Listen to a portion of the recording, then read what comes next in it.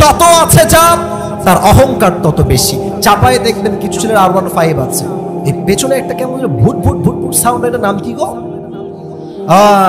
Sound দিয়ে দেয়, এমন সাউন্ড। মেয়েরা যখন রাস্তা দিয়ে যায় বলে দেখ গামজা করে একটা আসতেছে। আর এই যে বেড়া চালায় ওর তো ভাবই আলাদা গো। চলছে শীতকাল, দেখবেন চেইন পড়েছে একটা, চুল দেখবেন এই পাশে নাই, এই পাশে নাই, মাঝখানে একদম সজারুর মতো। এটা নাম হচ্ছে ঘোড়া কাটিং, ঠিক আছে কথা? চলছে শীতকাল, মুরব্বি চাদর মুড়ি দিয়েও কুল পায় না। ও দেখবেন শীতকালে এভাবে শার্টের বোতাম খুলে মাল একটা আসতেছে। আর কি বলবো, দুঃখের কথা, চাপায়ের মহারাজপুরের ভাইরা এই গাঞ্জাখোরকেই মেয়েদের পছন্দ হয়। আল্লাহ এই মেয়েদেরকে হেদায়েত দান করুন, সকলেই পড়া আমিন। দিন হচ্ছে বেশি পাওয়ার জন্য শো অফ করা, গৌরব করা, অহংকার করা। আরে অহংকার একদিন মৃত্যুর মাধ্যমে মিশিয়ে দিবে একজন। আওয়াজ দিয়ে বলেন তো সবাই, তিনি কে? 4 নম্বর ব্যাখ্যা দিয়ে হাদিসের ঘটনায় যেতে চাই। 4 নম্বর ব্যাখ্যা আরো অসাধারণ। আমরা কি হিন্দু না মুসলমান?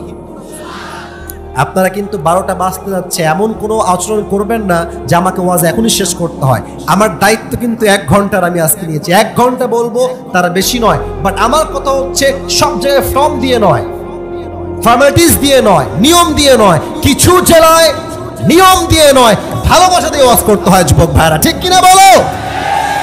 4 নাম্বার হচ্ছে, আগে বলেন, শিওরলি বলেন, আমরা কি বৌদ্ধ না মুসলমান? জোরে দিল খুলে, আরো জবান খুলে, আমরা কি খ্রিস্টান? আমরা কি হিন্দু? আমরা কি বৌদ্ধ? আমরা কি উপজাতি? আমরা সবাই কি মুসলমান। পরিচয় ভুলবেন না, পরিচয় ভুলবেন না।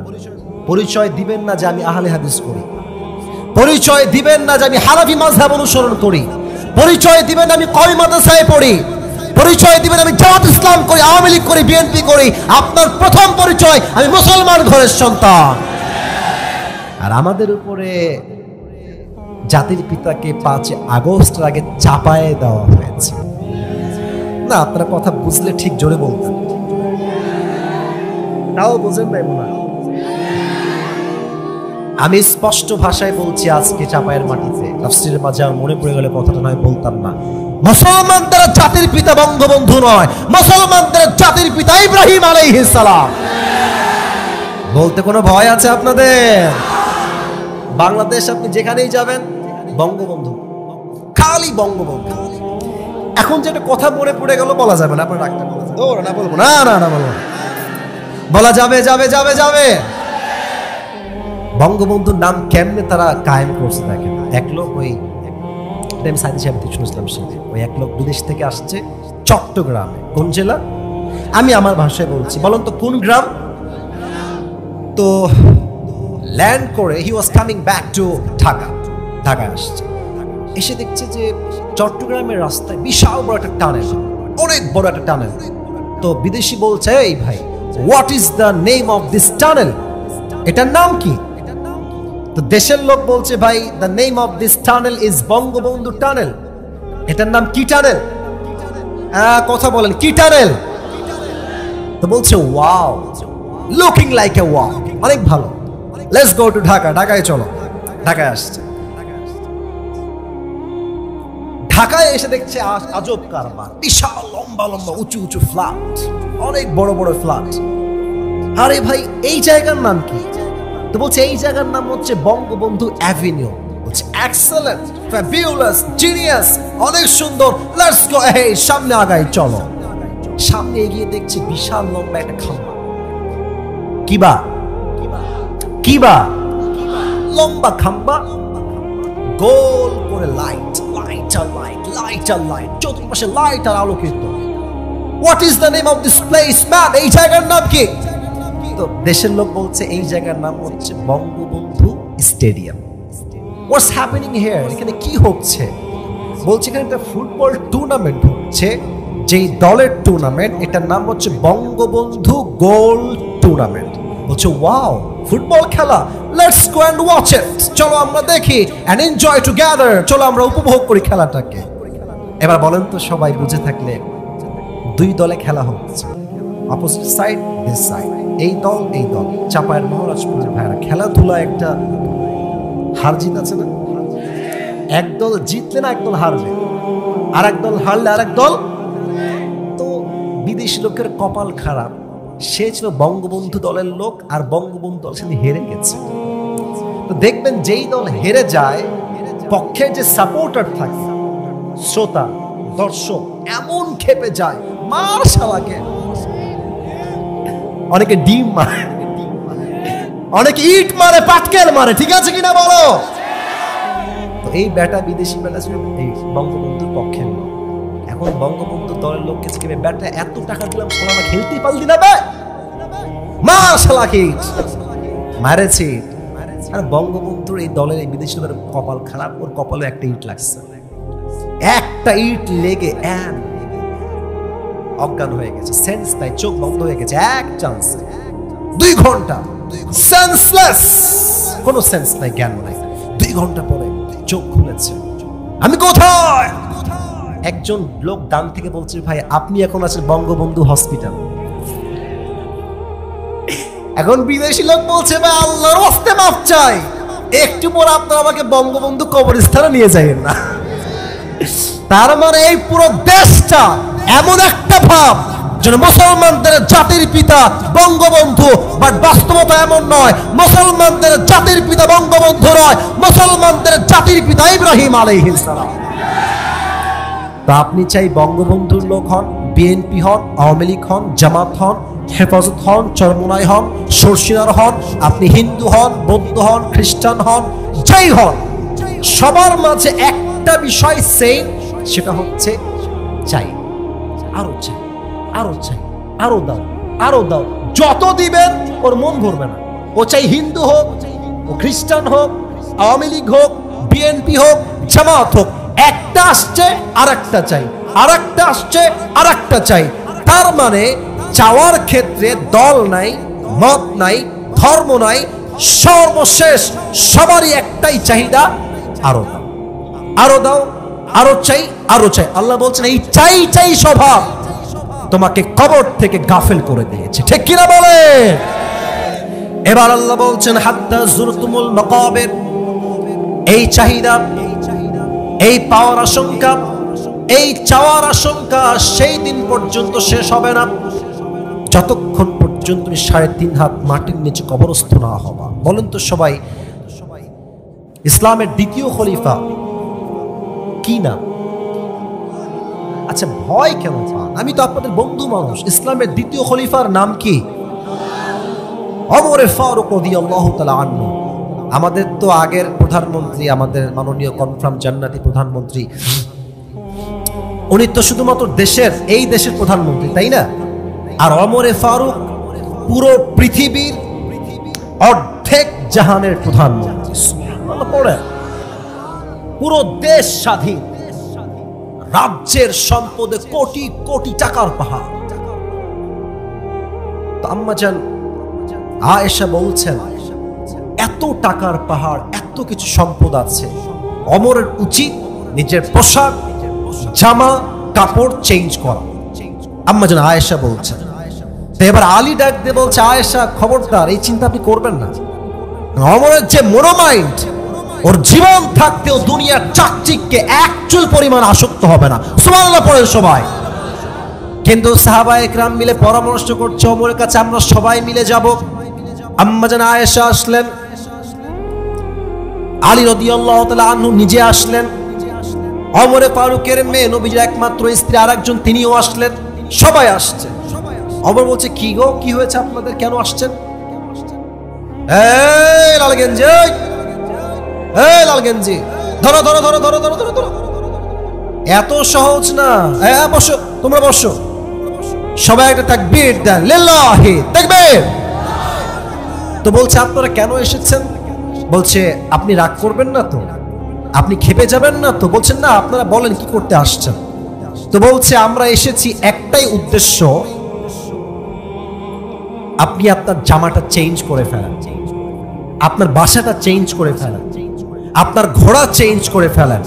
এখন রাজ্যে কোটি কোটি টাকার পাহাড়, আপনার চাল চলন পোশাক জামা কাপড় everything should be qualified and should be expensive, should be the brand।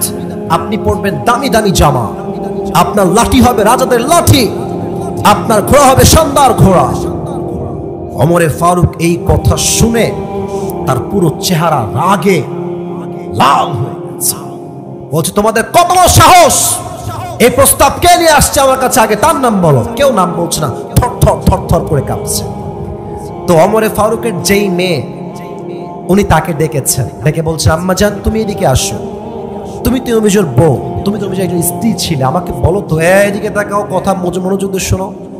নবীজির বউকে ওমরে ফারুক জিজ্ঞেস করছেন আম্মাজান, ওনার মেয়ে তো এটা, বলছে তুমি বলো তো নবীজির মোট জামা ছিল কয়টা? তো সে বলছে নবীর জামা ছিল মাত্র একটা। আমি আসিফের কয়টা জুব্বা আল্লাহকে সাক্ষী রেখে বলছে আমি বলতে পারবো না, আমাকে গুনে বলতে হবে। কয়টা কোটি গুনে বলতে হবে, কয়টা ঘড়ি গুনে বলতে হবে, কয়টা টুপি গুনতে আপনার 30 মিনিট লাগবে। ওয়াল্লাহি শো অফ নয়, আমাদের কোয়ালিটি হচ্ছে আরো চাই। বাট নবী একটা জামা পেয়ে পুরোটা জীবন আল্লাহর শুকরগুজার হয়ে আদায় করেছে। সুবহানাল্লাহ পড়ে সবাই। বলতে জামা ছিল একটা, তাই না? আচ্ছা বলো তো হাফসা, একটা জামা দিয়ে নবীজি নামাজ পড়তেন কেন? একটা জামা তো নামাজ পড়া সম্ভব না, কারণ গোসল করে জামা ভিজে যাবে। মহারাজপুরের ভাইরা, কোথায় আল্লাহ রসুলের জীবন আর কোথায় আমাদের জীবন গো ভাই? আল্লাহর হাবিব একটা জামা পরতেন, ওইটা যখন ধুতেন টাঙায় দিতেন রাতের বেলা, যখন শুকাতো ওইটা পরেই আবার নামাজ পড়তে আসতেন। একদিন কি হয়েছে জানেন? নবীজি জামাটা ধুয়েছেন শেষ রাতে,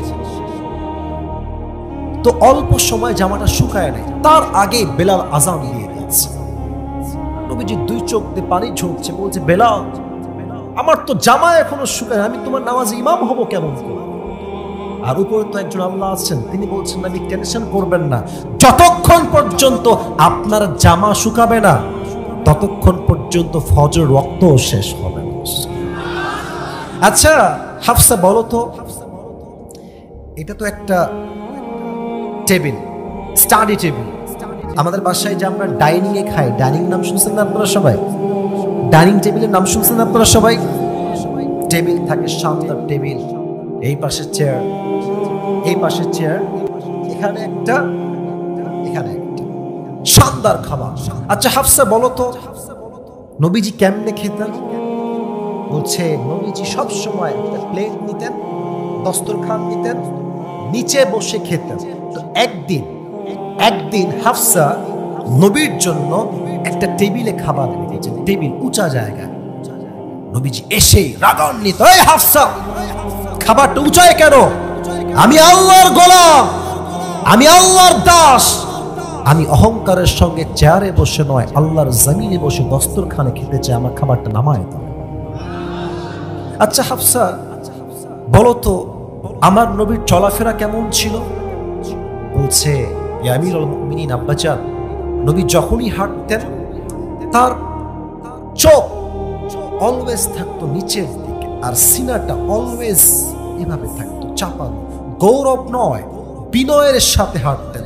দেখে মনে হতো একজন অভাবী মানুষ, বাট বিনয়ের সাথে এমন ভাবে চলছেন যার লাইফে, যার হৃদয়ে দুনিয়ার প্রতি চুল পরিমাণ কোনো মায়া মহব্বত আসক্তি বাস করে না।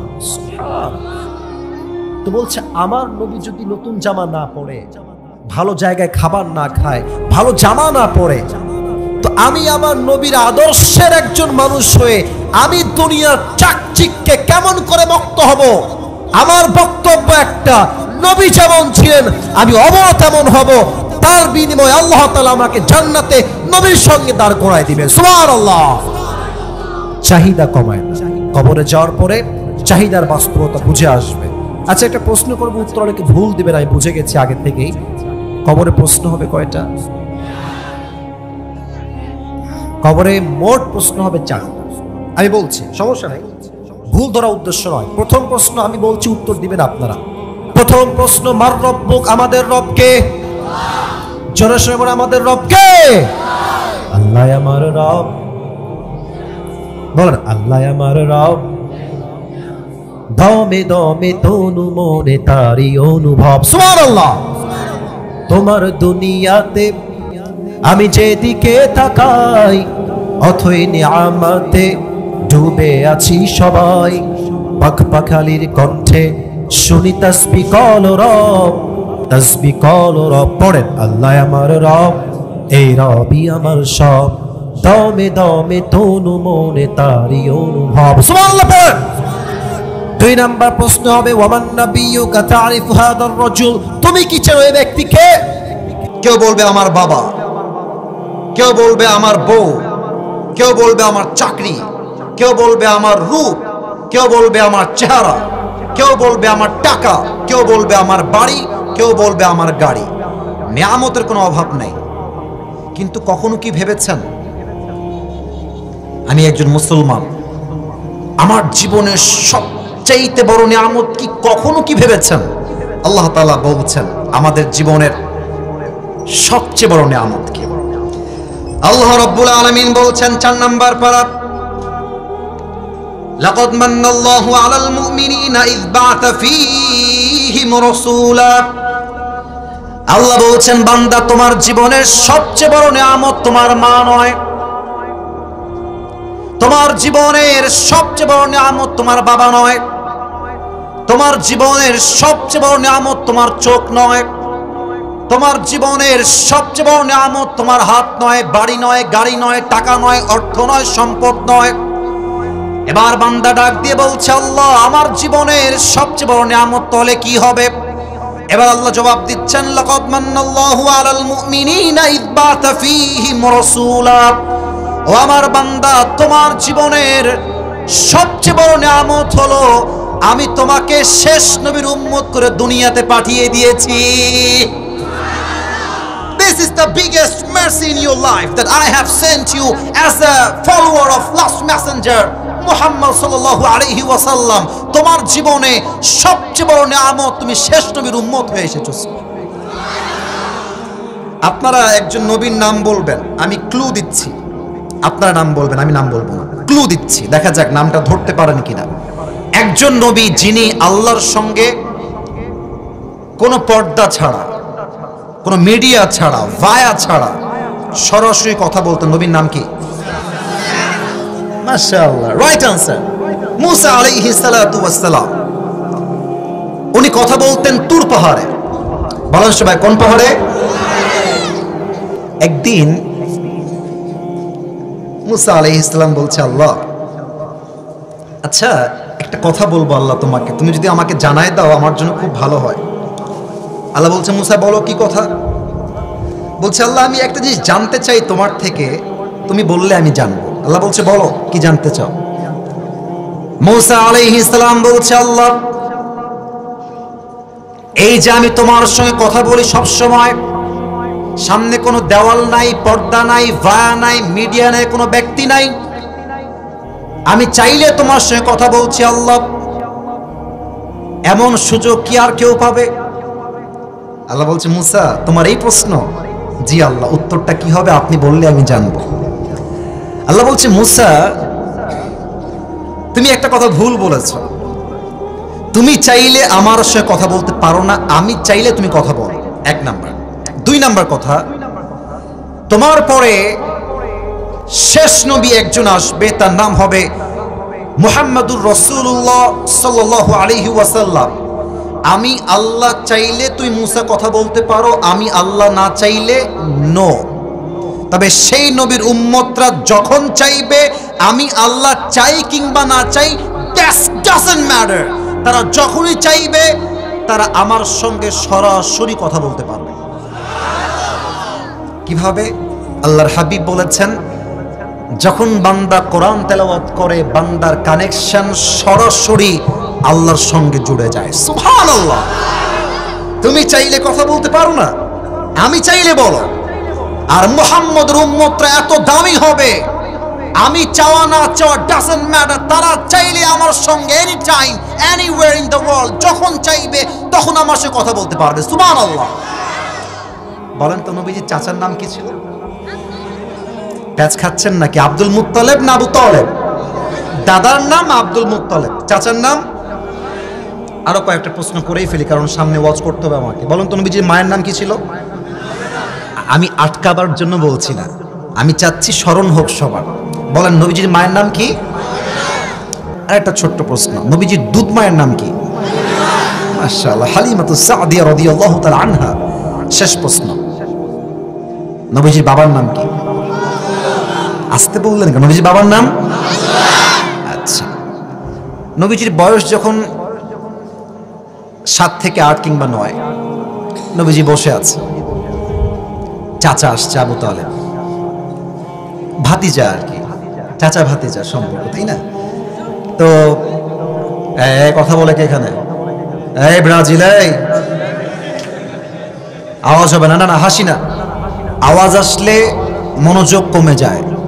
বামে আওয়াজ পেয়েছি কয়েকবার, প্লিজ तुम मेरे दोस्त हो यार, प्लीज चुप हो जाओ मेहरबानी कर, प्लीज पाए हाथ, चुप चुप থাকে।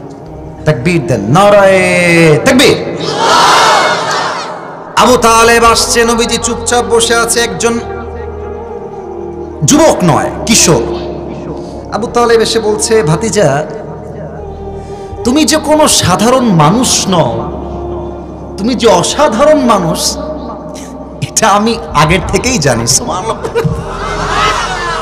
তো নবীজি বলছে, চাচা এটা কি বললেন, আমি কি অসাধারণ মানুষ? বলছে, ইয়েস ইউ আর অ্যামেজিং, তুমি অসাধারণ। তো বলছে, চাচা আপনি জানেন কেমনে? বলছে, আমি দুই ভাবে জানি, এক তোমার মায়ের থেকে শুনেছি, দুই আমি নিজের চোখেই দেখেছি তুমি কোনো সাধারণ নও, তুমি এক অসাধারণ মহামানুষ। সুবহানাল্লাহ। নবীজি বলছে, তাই নাকি? আম্মা বলেছে আমার ব্যাপারে? মা কি বলেছে আমাকে বলেন চাচা, মা কি বলেছে আমার ব্যাপারে? আবু তালেব বলছে, মুহাম্মদ তোমার মা আমাকে বলেছে। কি কথা, কি কথা? তোমার মা আমাকে বলেছে, ফোনটা অফ করবেন মেহেরবানি করে। তোমার মা বলেছে যখন সন্তান কোনো মায়ের গর্ভে আসে 10 মাস 10 দিন মা তার পেটের ব্যথার যন্ত্রণায় ঘুমাতে পারে না, খেতে পারে না, উঠতে পারে না, কিন্তু তুমি তোমার মায়ের গর্ভ থেকে নিয়ে আসা পর্যন্ত 10 মাস 10 দিন তোমার মা তার গর্ভে তুমি আসার পরে বিন্দু পরিমাণ কোনো ব্যথা অনুভব করে না। সুবহানাল্লাহ। আসতে পড়লেন কেন?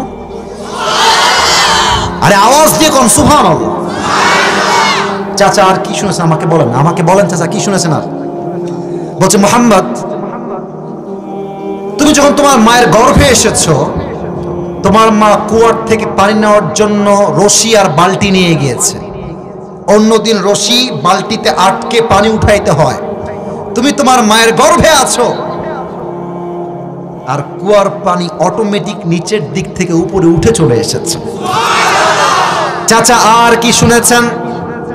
আবু তালেব ডাক দিয়ে বলছে, ভাতিজা তোমার মা বলেছে তুমি যখন তোমার মায়ের গর্ভে ছিলে, তোমার মা রাস্তায় হাঁটতে শুরু করেছে, রাস্তায় প্রচন্ড রোদ, রোদের তাপে মানুষের ঘিলু হয়তো বা টকবক করে ফুটছে, এত রোদের প্রচন্ড তাপ।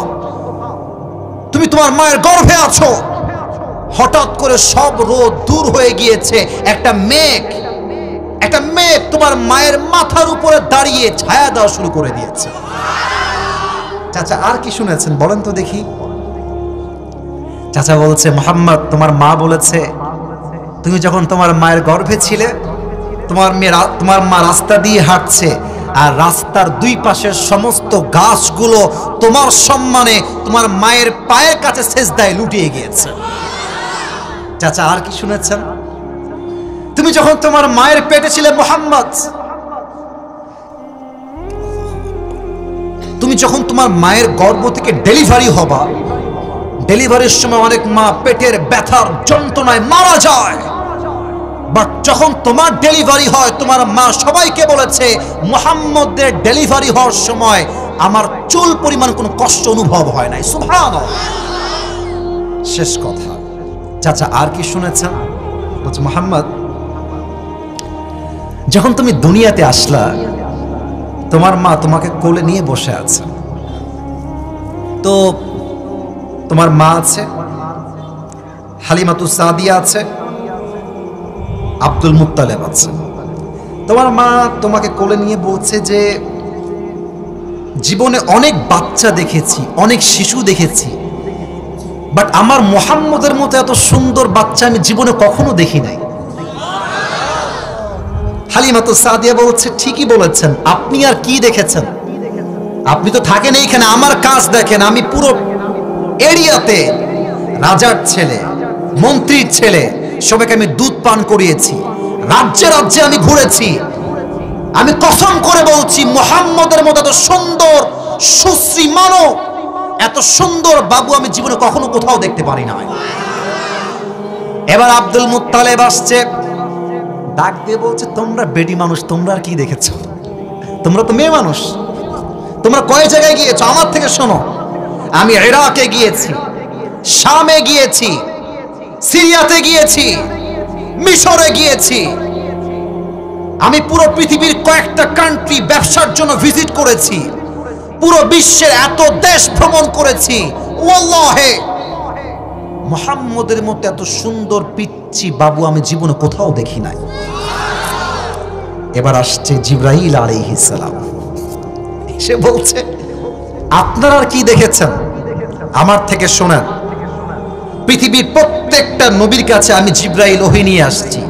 আদম আলাইহিস সালামকে জান্নাতে দেখেছি, ইউসুফ আলাইহিস সালামকে কুয়ার মধ্যে আমি ধরেছিলাম, ইউনুস আলাইহিস সালামকে মাছের পেটে দেখেছি, ইব্রাহিম আলাইহিস সালামকে আগুনে দেখেছি।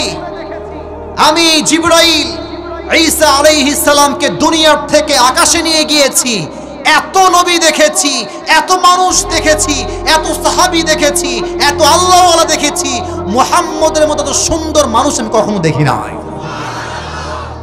আমার নবীর সম্মান বলেন সবাই কম না বেশি? আস্তে কেন বলেন সবাই, কম না বেশি? আমার নবী একমাত্র নবী যেই নবীকে আল্লাহ তাআলা মৃত্যুর সময়ও সম্মান দিয়েছে। নবী যেদিন মারা যাবেন, আপনারা সবাই আল্লামা দেলোয়ার হোসেন সাইদি হুজুরের নাম শুনেছেন? আপনারা কি ভয় পাচ্ছেন নাকি আজকে? আগে আমরা সাইদি হুজুরের নাম বললে বলতো রাজাকার।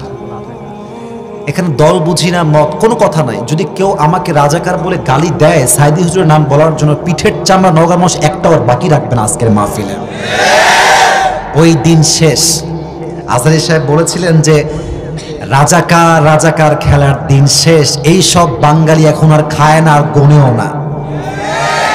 আর একটা কথা আপনারা রাগ করবেন না বলেই ফেলি, সামনে আমার মিডিয়ার ভাইরাও এসেছেন, আমরা কিন্তু 5 আগস্টের পূর্বে স্বাধীনভাবে কথা বলতে পারি নাই, সত্যি বলছি।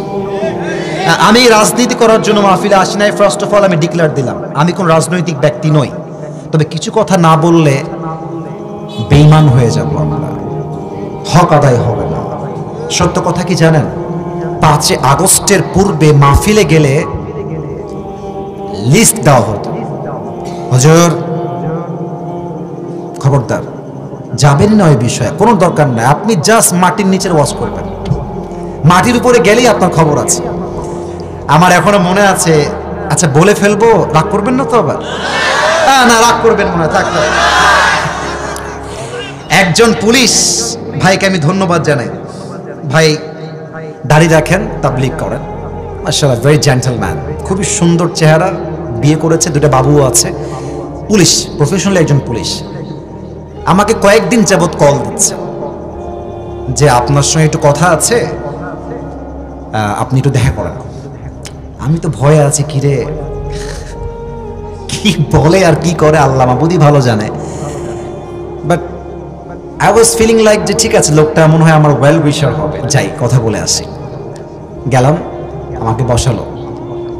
তখন আজহারী সাহেব দেশে নেই, আর আলহামদুলিল্লাহ তখন আমাদের মাহফিলে অনেক লোক আসতো, ইউটিউবে মানুষ দেখতো, ফেসবুকে অনেক মিলিয়ন মিলিয়ন মানুষ দেখতো। এটা আমি শো অফ না, জাস্ট বোঝাবার স্বার্থে বলছি। অর্থাৎ আজহারি হুজুর যাওয়ার পরে মানুষ আমাদেরকে একটু বেশি ভালোবাসতো। আমরা বলবো হাদা নবিয়ুনা মুহাম্মাদুর রাসূলুল্লাহ সাল্লাল্লাহু আলাইহি ওয়াসাল্লাম। তবে এই জবাব সবাই দিতে পারবে না।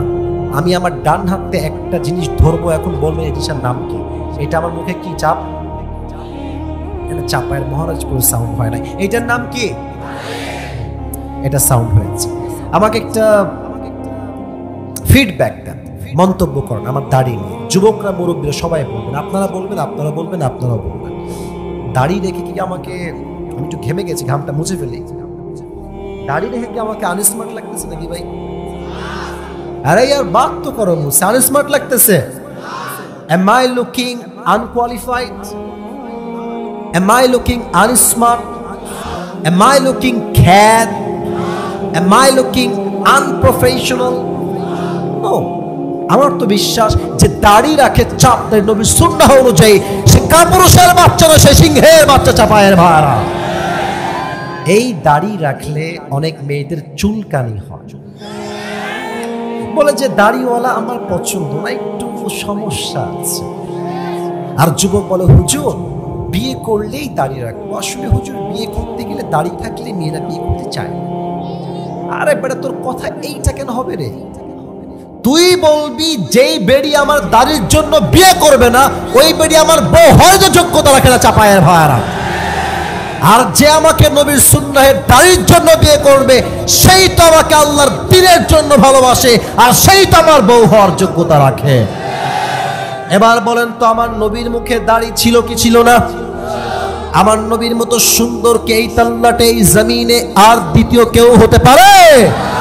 যাদের চেয়ে সুন্দর তুমি, নবী আমার কামলিওয়ালা, দো জাহানের বাদশা তুমি, প্যারা নবী সাল্লি আলা, দো জাহানের বাদশা তুমি, প্যারা নবী সাল্লি আলা, যাদের চেয়ে সুন্দর তুমি, নবী আমার কামলিওয়ালা। সুবহানাল্লাহ পড়ে। আমরা নবীকে আসলে দেখি নাই, তাই না? কেউ দেখি নাই সচক্ষে, বাট আচ্ছা বিশ্বাস কি হয় যে নবীর চেহারা চাঁদের মতো সুন্দর ছিল? মন থেকে কোন বিশ্বাস কি হয়? আচ্ছা এই কথা কি বিশ্বাস হয় যে নবীর যেই চেহারা ছিল, পুরো পৃথিবীর সমস্ত সৌন্দর্য এক করলো নবীর চেহারায় যে ঝলক, যে নূর, যে আলো, যে মাধুর্য, যে কোয়ালিটি আছে, পুরো দুনিয়ার সমস্ত সৌন্দর্য একদিকে করলে নবীর চেহারার সৌন্দর্য হাজার গুণ বেশি হবে। আমি দেখিনি তোমায় চোখের তারায়, তবুও কত ভালোবেসেছি। সুবহানাল্লাহ পড়ো সবাই। মনের এই ক্যানভাসে তোমার ছবি ভাসে, তোমার প্রেমে যেন পড়েছি। আমি দেখিনি তোমায় চোখের তারায়, তবুও কত ভালোবেসেছি। মনের এই ক্যানভাসে তোমার ছবি ভাসে, তোমার প্রেমে যেন পড়েছি। ঠিক কি না বলেন? অতএব কবরের দ্বিতীয় প্রশ্ন উত্তর করতে চাইলে আজ থেকে, আজকের এই মাহফিলে ওয়াদা করতে হবে, আগামীকাল থেকে আমি আমার দায়িত্বে কোনো খুঁট নয়, কেচি নয়, আমি চাপদারি আল্লাহ রসুলের ভালোবাসায় রাখবো ইনশাআল্লাহ। দ্বিতীয় প্রশ্ন শেষ। Third question will be like this, ওমা দীনুক, তোমার ধর্মের নাম কি? আপনারা বলেন না কেন গো ভাই? কন্যা সবাই নাম কি? একটু প্র্যাকটিস করেন দিল থেকে। আমাদের ধর্মের নাম কি? তিনটা উত্তর ডান, শেষ। 4 নম্বর প্রশ্ন, ওমা ইলমুক, এই ভাই তুমি যে জানলা তোমার রব আল্লাহ, তোমার রসুল শেষ নবী, তোমার ধর্ম ইসলাম, how do you know that? What is the source of your knowledge? তুমি জেনেছো কই থেকে গো? বলেন বলেন এক কথায় এই কিতাবটার নাম। 4টা উত্তর যখন শেষ, আল্লাহ বলবেন এই ফেরেশতা স্টপ, থামো, ওর কবরের সঙ্গে জান্নাতের দরজা খুলে দাও, ওর কবর থেকে তোমরা 70 গজ লম্বা করে দাও। সুবহানাল্লাহ। আমরা কি সেই কবরের শান্তি চাই? আবার কোন সবাই শান্তি চাই? আল্লাহ সেই কবরটাকে আমাদের সবার জন্য জান্নাতের বাগান বানাই দিক। সকলেই পড়ে আমিন। এবার বাকি আয়াতগুলো জাস্ট তরজমা করে সামান্য কথা বলে শেষ করছি। আর 5টা মিনিট। কেউ যদি উঠে যায় কপাল পুড়বে। আমাদের একটাই ওয়াদা, আসছি এখানে দোয়া করে একসঙ্গে বাসায় ফিরবো ইনশাআল্লাহ। কাল্লা সাউফা তা'লামুন, you will know very soon, and then you will know very soon. আল্লাহ বলছে তুমি জানবা, অচিরেই জানবা। কিয়ামতে জানবা, কবরে জানবা, দুইটা জায়গা, এক কবর এক হচ্ছে কিয়ামত। একটা প্রশ্ন করছি, জবাব দেন। কিয়ামতের দিন প্রথম প্রশ্ন, প্রথম হিসাব কিসের হবে? এদিকে সাউন্ড জোরে, এদিকে সাউন্ড নাই। প্রথম হিসাব কিসের হবে? নামাজ, নামাজ, নামাজ। নামাজ নাই যার, ঈমান নাই তার। নামাজ নাই যার, মুসলিম হিসেবে পরিচয় দেওয়ার কোনো অধিকার তার নাই। ঠিক কিনা বলো? আল্লাহ বলছেন কাল্লা লাউ তা'লামুনা ইলমাল ইয়াকিন, যদি তুমি দুনিয়ার বাস্তবতা বুঝতে তবে তুমি দুনিয়ার জন্য পাগল হতে না, তুমি আখিরাতের জন্য পাগল হয়ে যেতে, কবরের জন্য পাগল হয়ে যেতেন। সুবহানাল্লাহ পড়বেন না আপনারা সবাই?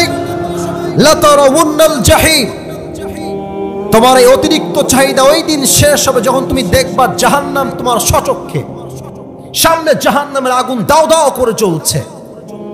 সুম্মা লা তারাউন্নাহা আইনাল ইয়াকিন, তুমি দেখবা জাহান্নামের আগুন তোমার দিকে দাও দাও দাও দাও করে ধেয়ে আসছে, তোমার গা থরথর থরথর করে কাঁপবে। সুম্মা লা তুসআলুন্না ইয়াওমা ইদিন আনিন নাঈম, সেই দিন আল্লাহ বলবে এই বান্দা দাঁড়া, তোকে যে আমি এত টাকা দিলাম তুই ব্যয় করলি কোথায়? তোকে যে যৌবন দিলাম যৌবন ব্যয় করলি কোথায়?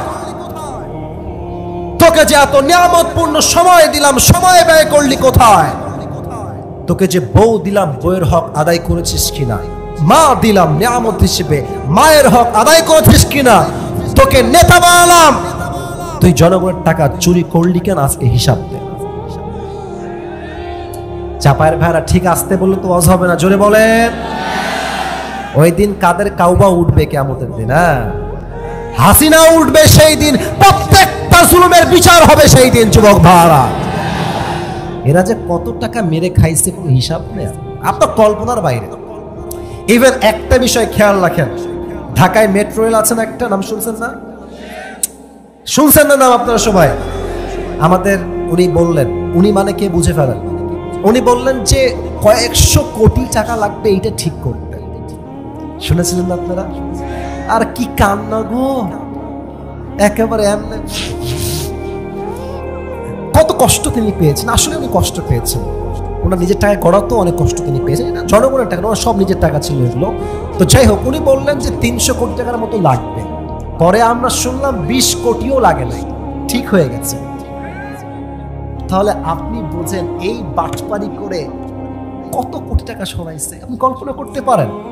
এই দেশ থেকে জনগণের 1000 কোটি নয়, লক্ষ কোটি টাকা বিদেশের মাটিতে জুলুম করে তারা পাচার করে দিয়েছে। যুবক ভাই, একটা কথা বলেই শেষ করে দেই।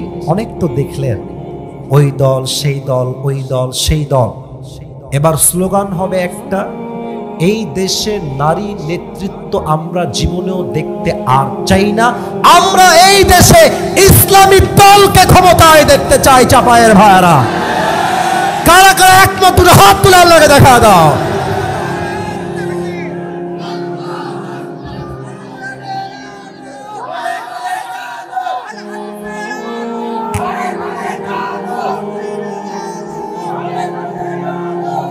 যারা আল্লাহর এই জমিনে আল্লাহর রাজ কায়েমের কথা বলে, যারা আল্লাহর এই জমিনে আল্লাহর দ্বীন কায়েম করতে জেল খেটেছে, শহীদ হয়েছে, জীবন দিয়েছে, রক্ত দিয়েছে, তবুও বাতিলের সামনে মাথা নত করে নাই, এমন দলকে আমরা ইসলামের ক্ষমতায় দেখতে চাই। যুবক ভাইরা, আল্লাহ আমাদের সবাইকে কথাগুলো বোঝার তৌফিক দান করুন। সকলেই মন খুলে পড়ছি আমিন।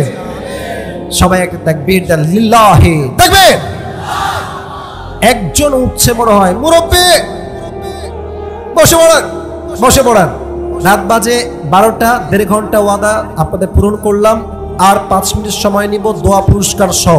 তবে সবাই এই ডান হাত তোলেন, সবাই মুরব্বিরাও তুলবেন, বেয়াদবি নেবেন না, হাত তুলেন ডান হাত। এই ডান হাতটা বুকে রাখেন। তো মাশাআল্লাহ, আরে চাপায়ের লোক যা বলবেন তাই ভালোবেসে শুনতে বাধ্য, ঠিক আছে না কথাটা আমার? এবার দেখেন, আমি সবাইকে একটা বলছি, কাশি দিয়ে গলা ঠিক করেন। এখন আর কোনো হাসি দিবেন না, আমি আসিফ যা বলছি দিল থেকে বলছি, দিল থেকে বলেন। আল্লাহকে ডাকেন সবাই, বলেন আল্লাহ। আরেকবার দিল থেকে আল্লাহ, আবার কোন আল্লাহ, আরেকবার ডাকেন আল্লাহ। আজ বলেন সবাই, আজ এই চাপায়ের মহারাজপুরের জমিনে আমি তোমার শাহী দরবার তওবা, আল্লাহ তুমি আমার জীবনের সমস্ত গুনাহ মাফ করে দাও। দিল থেকে হাত রেখেই পড়েন আমিন। শেষ ওয়াক, শেষ ভালো যার সব ভালো তার।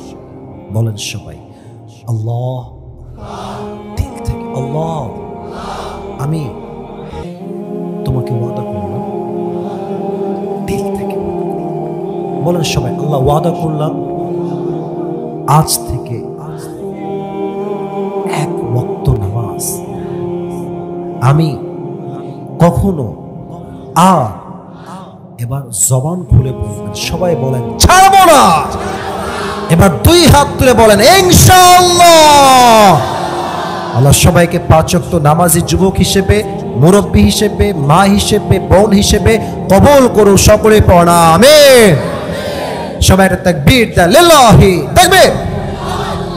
আর কেউ যাবেন না, শেষ হয়ে গেছে ওয়াজ। পুরস্কার দিব, রেডি হয়ে যাও। সিঙ্গেল বিবাহিত যে পাবেন তাকেই দিব। আরেকবার সবাই বলেন মারহাবা। আমি আজকে কোরআন থেকে যে সূরার তাফসীর পেশ করেছি, সূরাটার নাম হচ্ছে সূরাতুত তাকাসুর। নামটা কি? আওয়াজ কমে গেল কেন? শেষ ভালো যা সব ভালো তা। সূরাটার নাম কি? তাকাসুর। এটা কোরআনের সংখ্যা অনুযায়ী 100 কয় নাম্বার সূরা? এই সূরার মোট আয়াত সংখ্যা কয়টা? এই সূরা কি মাদানী না মাক্কি? এই সূরা এমন একটি সূরা যে সূরার মূল বিষয়বস্তু হচ্ছে it will remind you that you will have to go back to your Lord. যত বয়স হোক, যেখানে আপনি থাকেন না কেন, একদিন আপনাকে ফিরতে হবে এক সত্তার কাছে। তিনি কে? আচ্ছা, আমি যেগুলো বলছি জাস্ট রিপিট করছি সার সংক্ষেপ, যেন পুরস্কার পেতে সহযোগিতা হয়, এন্ড নাথিং এলস। আর কোনো উদ্দেশ্য আমার নাই।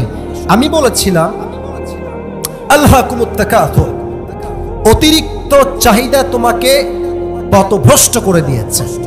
এই লাহুন শব্দের অর্থ বলেছিলাম, যুবক ভাইরা ভালো করে বুঝো, লাহুন শব্দের অর্থ বলেছিলাম দুইটা। বলেন সবাই কয়টা? এক হচ্ছে লাহুন মানে চিত্ত বিনোদন কিংবা মজা, চিত্ত বিনোদন কিংবা, আরেকটা হচ্ছে লাহুন মানে, এটা বুঝবেন, এই এই এই এই এই এই অর্থ বুঝবেন। লাহুন মানে এমন একটি জিনিস যেটা আমাকে গুরুত্বপূর্ণ কাজ থেকে দূরে হটিয়ে গুরুত্বহীন কাজে লিপ্ত রাখে। অর্থাৎ গুরুত্বপূর্ণ ছিল কিয়ামতকে স্মরণ করে নামাজ পড়া, কিন্তু দুনিয়ার চাকচিক্য আমাকে আখিরাত থেকে গাফেল করে ঘুমের মধ্যে মশগুল রেখে দিয়েছে। ঠিক আছে কিনা বলেন? এটা হচ্ছে লাহুন শব্দের দুইটা অর্থ। আর এই যে আল্লাহ বলেছেন তাকাসুর, এর অর্থ হচ্ছে চারটা, একটু ঝালাই করে নেন। এক হচ্ছে অতিরিক্ত চাওয়া, চাই চাই চাই আরো চাই। সাইকেল আছে, বাইক চাই, বাইক আছে, R15 চাই, R15 আছে, কার চাই, কার আছে, প্লেন চাই, প্লেন আছে, হেলিকপ্টার চাই, চাই চাই চাই, অতিরিক্ত চাই। এক নাম্বার ব্যাখ্যা। দুই হচ্ছে চাই কিন্তু প্রতিযোগিতা করে চাই। বন্ধুর আছে ফেজার, আমার চাই R15। বন্ধুর আছে একটা কার, নাম হচ্ছে প্রিমিও, আমার লাগবে মার্সিডিজ। চাহিদা করা, প্রতিযোগিতা করে। তিন, বেশি পাওয়ার জন্য গৌরব করা, মানে টাকা আছে বেশি, অহংকার বেশি। বিশাল বড় বাড়ি, অহংকারে বাঁচে না। বিশাল বড় ক্ষমতার মালিক, এমন দাপট দেখায়, রাস্তাঘাটে গরিবরা সালাম দিলে এরকম ক্ষমতাধর লোকরা সালামের জবাবটা পর্যন্ত নিতে চায় না চাপায়ের ভাইরা। ঠিক আছে কিনা বলে? বেশি পাওয়ার জন্য অহংকার, গৌরবে ডুবে যাওয়া। 4 নাম্বার হচ্ছে, খুবই সহজ বলেছিলাম, একটু ব্যাখ্যাও দিয়েছিলাম, চাই হিন্দু হোক, চুপ, একদম চুপ। চাই হিন্দু হোক, চাই মুসলমান হোক, চাই খ্রিস্টান হোক, চাই বৌদ্ধ হোক। কোন আজ সাহেব দেশে ছিলেন না, এই জন্য। এটাকে আমি ভুল বললাম না সত্যি বললাম ভাই? মানে একটা মানুষ নাই, তার মতো কেউ কথা বলে, তাই কেউ অনুসরণ করতে ভালোবাসবে না ভাই? সেই হিসেবে ভালোবাসতো মানুষ আমাকে। তিনি আমাকে বললেন, আপনি খুব সাবধান হয়ে যান, কারণ আপনার ওয়াজ গোয়েন্দার লোক অলওয়েজ শুরু থেকে নিয়ে শেষ পর্যন্ত শোনে, যে আপনি কোথায় কখন কি বলেন। এই যে আমার কোরআন আমার সামনে আছে, এভাবেই বললেন যে আপনার প্রত্যেকটা ওয়াজের শব্দকে কাউন্ট করা হয়। একটা দলের নাম বললেন তিনি, দলটা আমি উল্লেখ করবো না, যে আপনি সেই দলটা করেন কিনা এটাকে অবজার্ভ করা হয়। তো আমি বললাম যে ভাই তারপরের আপডেট কি বলেন? উনি বললেন যে আপনার মাটির নিচের ওয়াজ ছাড়া কোনো গতি নাই, সাবধানে ওয়াজ করলেন। এবং উনি বললেন যে আপনি জাস্ট এ থেকে বিতে যাবেন, গ্রেফতার হয়ে যাবেন। তো এই কথা আমি আমার বাবাকেও আজ অব্দি বলি নাই, আজকেই প্রথম বললাম। কারণ দেশটা এখন স্বাধীন হয়েছে, এখন যদি আমরা ভয় পাই তবে আমরা বীর পুরুষের বাচ্চা নয়, কাপুরুষের বাচ্চা হয়ে মরবো, ঠিক কি না বলেন? তা আমি তখন নিয়ত করলাম যে কথা আমি বলেই ছাড়বো, বাট স্ট্র্যাটেজি চেঞ্জ করতে হবে, মানে গ্যাপে গ্যাপে মারতে হবে।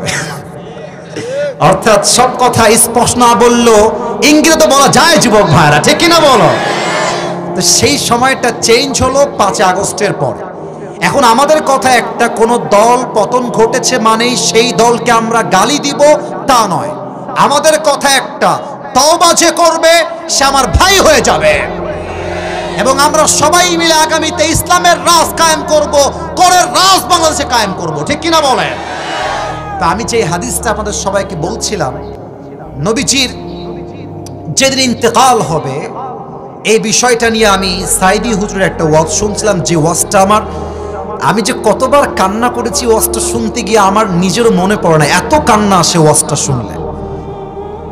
নবীর যেদিন ইন্তেকাল হবে, নবীর গায়ে প্রচন্ড পরিমাণে জ্বর, জ্বরের যন্ত্রণা, নবীর চোখ লাল হয়ে গিয়ে, চেহারাও লাল হয়ে গিয়েছে। জ্বরে নবীজি একবার ডান কাত হচ্ছে, একবার বাম কাত হচ্ছে। জ্বরের যন্ত্রণা, নবীজি বিছানা থেকে উঠতেই পারছেন না। ইতিমধ্যেই এশারের নামাজের সময় হয়ে গিয়েছে, নবীজি আসছেন না। সাহাবা একরাম অপেক্ষায়, নবীজি আসবেন, নবীজি ইমাম হবেন, আমরা হব মুসল্লি। সময় গড়িয়ে যায় 8টা থেকে 9টা, 9 থেকে 10টা, কিন্তু নবীজি আসেন না। সাহাবা একরাম বুঝে গিয়েছে নবী হয়তো বার আসবেন না। আবু বকর রাদিয়াল্লাহু তাআলা আনহু ইমাম হয়ে দাঁড়িয়ে গিয়েছেন, আল্লাহু আকবার সানা পড়েছেন, কেরাত পড়েছেন।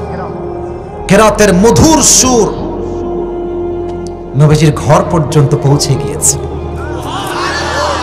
নবীজি বলছেন, আয়েশা নামাজ কে পড়াচ্ছে? ইমামকে?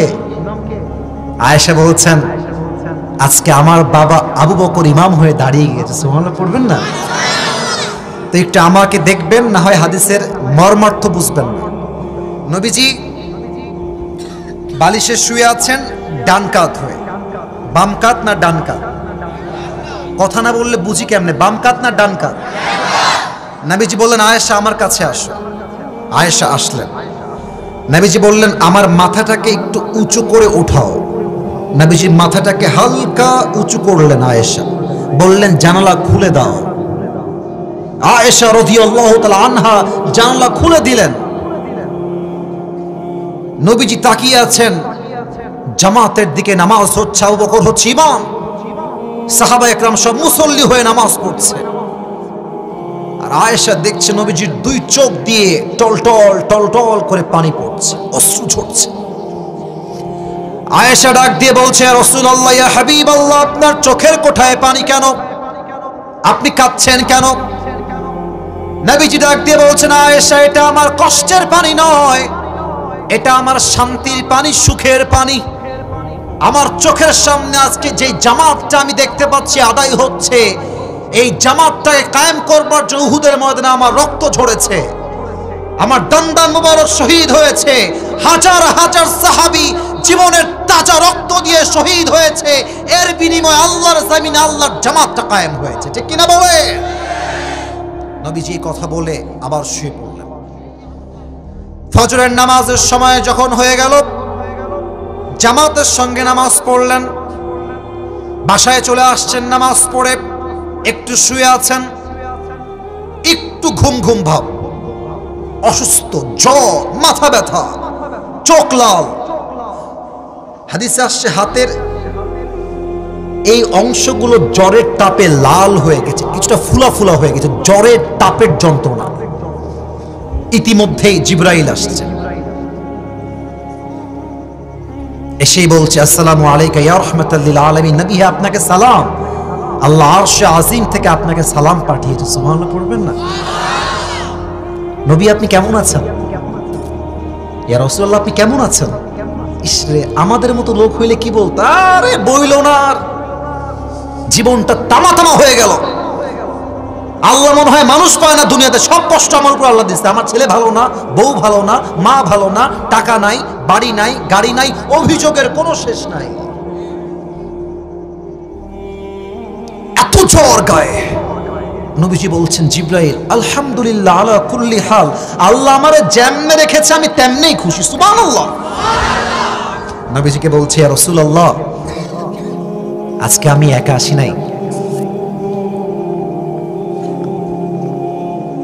মেহমান নিয়ে আসছি, একজন বাহিরে দাঁড়িয়ে আছে। আপনি পারমিশন দিলে he will enter in this house, আপনি বললে আসবে, আদারওয়াইজ সে আসবে না। আমি কি নিয়ে আসবো? কে কে? নিয়ে আসো, নিয়ে আসো। যে ঢুকেছে তার নাম হচ্ছে মালাকুল মউত।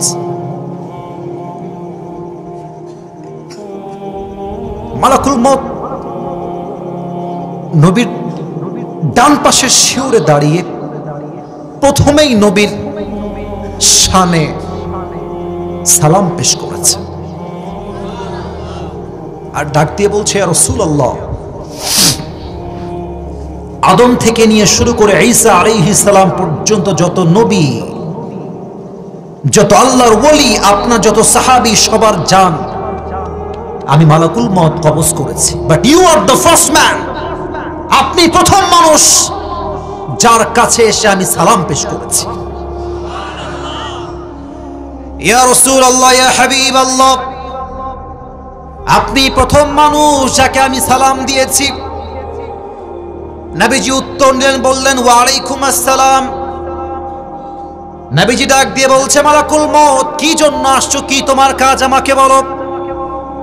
মালাকুল মউত ডাক দিয়ে বলছে, রাসূলুল্লাহ, ইয়া হাবিবাল্লাহ, আমি তো নিজের ইচ্ছা আসিনি, আমাকে পাঠাইছে একজন, বলেন সবাই তিনি কে? নবীজি, আমি আপনাকে নেওয়ার জন্য এসেছি, কিন্তু নবী একটা কথা বলবো, আল্লাহ আমাকে বলেছেন, এই মালাকুল মউত, খবরদার, এটা আমার হাবিব, বেয়াদবি যেন না হয়। আমার হাবিবকে বলবা, আপনি কি যেতে চান নাকি থাকতে চান? যদি যেতে চান নিয়ে যাব, যদি থাকতে চান রেখে যাব। তার মানে মৃত্যুটাও নবীজিকে পারমিশন চাচ্ছে যে আমি আপনার কাছে আসব নাকি আসব না। আপনি বললে আসব, না বললে গো ব্যাক, ফিরে যাব। তো এখানে তো অনেক যুবকরা বসে আছো, দেখবা যে ঈদ চলতেছে, তোমাদের এখানে দেখলাম একটা মোড় আছে, ওই আসার সময় দেখলাম 5 জন যুবক বসে আছে। একজন নাম হচ্ছে মুরসালিন, আর একজন নাম হচ্ছে ইয়াসিন, আরো 3 জন বন্ধু আছে। একজন যুবক বলছে, এবার চল আমরা ঈদে কক্সবাজারে ঘুরে আসি। তো এখানে কয়েকটা দল হয়ে যাবে, এক দল বলবে যাব, আরেক দল বলবে যাব না। তো মুরসালিনের বেস্ট ফ্রেন্ড হচ্ছে ইয়াসিন, যখনই বলেছে কক্সবাজার যাব, তখন মুরসালিন তাকাবি, ইয়াসিন দেখি রে তুই যাবি? যখনই মুরসালিন বলবে যে ইয়াসিন চল ঘুরে আসি এবার, তখন দেখবেন যে ইয়াসিন বলবে হ্যাঁ হ্যাঁ আমিও যাব, কারণ আমার বন্ধু যাবে। ঠিক কিনা বলেন?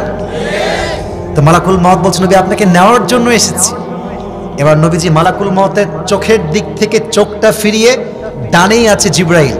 আমার কথা বোঝা যায় ভাই? একটু বলবেন মেহেরবানি করে, আমার কথা কি বোঝা যায়? জিবরাইল আমার চোখ দেখবেন, ইঙ্গিত।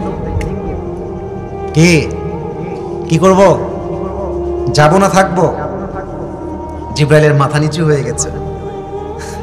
জিবরাইল বলছে, ইয়া রাসূলুল্লাহ, আল্লাহ আপনাকে দেখার জন্য অপেক্ষায় বসে আছে। আপনি গেলেই ভালো হবে, গেলেই ভালো হবে। নবীজি বুঝে গেছেন যে আমার দুনিয়াতে থাকার সময় শেষ। নবীজি বলছে, এই না আয়েশা, আয়েশা কোথায়? ওকে ডেকে নিয়ে আসো, একটা কথা বলে আমি দুনিয়া ত্যাগ করতে চাই।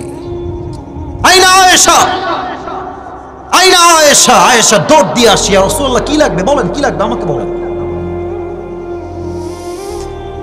নবীজি ডাক দিয়ে বলছে, আয়েশা তোমাকে কয়েক টুকরা স্বর্ণ দিয়েছিলাম, গোল্ডের টুকরা, সেই স্বর্ণগুলো কোথায়? বলছে, নবী খুব যত্ন করে রেখে দিয়েছি, কি করবো আপনি বলেন। বলছে, এখনই সমস্ত স্বর্ণ আল্লাহর রাস্তায় দান করে দেব। নবীজি, থাক না, ওগুলো থাক, ফাতেমার কাজে আসবে, আমার কাজে আসবে, থাক না। আল্লাহু আকবার। নবীজি বলছেন যে না না না, রাখা যাবে না, দান করে দাও। নবীজি, কেন দান করব? আমি এমন অবস্থায় মরতে চাই যখন আমার সঙ্গে আল্লাহর সাক্ষাৎ হবে, আমি আল্লাহকে বলবো, আল্লাহ দেখো, তোমাকে নিয়ে দুনিয়াতে গিয়েছিলাম, যাওয়ার সময় আমার হাত খালি ছিল, তোমার কাছে ফিরে এসেছি, তাও আমার হাত খালি নিয়ে ফিরে আসছি। তোমাকে ছাড়া পৃথিবীতে আমি কাউকে রেখে আসি নাই, কিছু নাই আমার, আমি সব দান করে দিচ্ছি আল্লাহ। আয়েশা দান করে দিলেন। মালাকুল মউত আসছে। যখনই রুহুটা কবজ করবে, দুইটা শব্দ নবীজি শেষবারের মতো বললেন। এক, আসসালাত, আসসালাত, আসসালাত, ওমা মালাকাত আইমানুকুম। উম্মতরা যাই করো আর তাই করো, নামাজ ছেড়ে দিও, নামাজ ছেড়ে দিও না, এক নাম্বার। দুই, ওমা মালাকাত আইমানুকুম, তোমার যে দাসী আছে, তোমার কাজের লোক আছে, তার সঙ্গে বাজে ব্যবহার করো না, তোমার জান্নাতের ফয়সালা করে দিবে একজন। বলেন সবাই, তিনি কে? মৃত্যুর সময় সম্মান। মালাকুল মউত বলছে, should I come or not, may I come in or not? আসবো নাকি আসবো না? আপনি আমাকে বলেন, আপনি বললে আসবো, না বললে আসবো। What an amazing status! এর মতো সম্মান দুনিয়াতে আর কারো হতে পারে না, ঠিক কিনা বলেন? দুই নাম্বার শেষ। কিন্তু রাত তো 12টা বেজে গেল যে, না থাক, শেষ করে দেই। তাহলে একটা শর্ত আছে, এখানে একজন যুবক দাঁড়িয়ে যাবেন, দাঁড়িয়ে কি করবেন? লিল্লাহি তাকবীর বলবেন, বাঘের বাচ্চার মতো। কোন বাঘের বাচ্চা আছেন? দাঁড়িয়ে যান, তাকবীর দিবেন। পারবেন? দেন দেখি। লিল্লাহি তাকবীর, লিল্লাহি তাকবীর, আল্লাহু আকবার, লিল্লাহি তাকবীর, আল্লাহু আকবার। আপনার বউ কনফার্ম? বসুন। মাশাআল্লাহ, বিয়ে করে ফেলেছেন? আর একটা বউ হবে সবার। আপনার বউ আছে নাকি এখানে? এই তো ভয়ে বলছে লাগবে না আমার। বসেন বসেন। আল্লাহ আমার প্রিয় ভাইকে পারিবারিক জীবনের সুখ দান করে, পড়েন সবাই আমিন। 3 নাম্বার ছিল আমার নবীজির আদর্শ। যদিও বা সময় খুবই কম, জাস্ট 10 মিনিটে বলে আমরা শেষ করব। আমার সঙ্গে তাকবীর দেন, আমার সঙ্গে দিবেন এবার। লিল্লাহি তাকবীর। আমি জাস্ট 3টা পার্টে কথা বলবো। এক, নবী বাবা হিসেবে কেমন ছিলেন? 2 নাম্বার, নানা হিসেবে নবীর আদর্শ কেমন ছিল? 3 নাম্বার, নবী স্বামী হিসেবে কেমন ছিলেন? এবার দেখি আপনার উত্তর দেন। 1 নাম্বার বাবা, বলেন সবাই। 1 নাম্বার, 2 নাম্বার, 3 নাম্বার স্বামী। বামে ওই 4 জন কই যায়? এই ছেলে পেলে, এই ওই সাইডে। আচ্ছা ঠিক আছে, তাহলে ঠিক আছে। আপনাদের যেই পরিমাণ লোক এসেছেন, আপনারা আমাকে পরিস্থিতি এত সুন্দর দিয়েছেন, আমি আপনাদেরকে মন থেকে বললাম, নওগাঁর মানুষ আসলেই সবাই ভদ্র ঘরের সন্তানেরা। আল্লাহ যেন কবুল করে, পড়েন সবাই আমিন। বলেন তো, আমার নবীর একজন মাত্র কলিজার টুকরা মেয়ে ছিল, মেয়েটার নাম কি ছিল? ফাতেমার স্বামীর নাম কি ছিল? শেষ উত্তর। বলেন তো, তাদের 2 জন সন্তান ছিল। 1 নাম্বার, 2 নাম্বার। সুবহানাল্লাহ পড়বেন না আপনারা সবাই?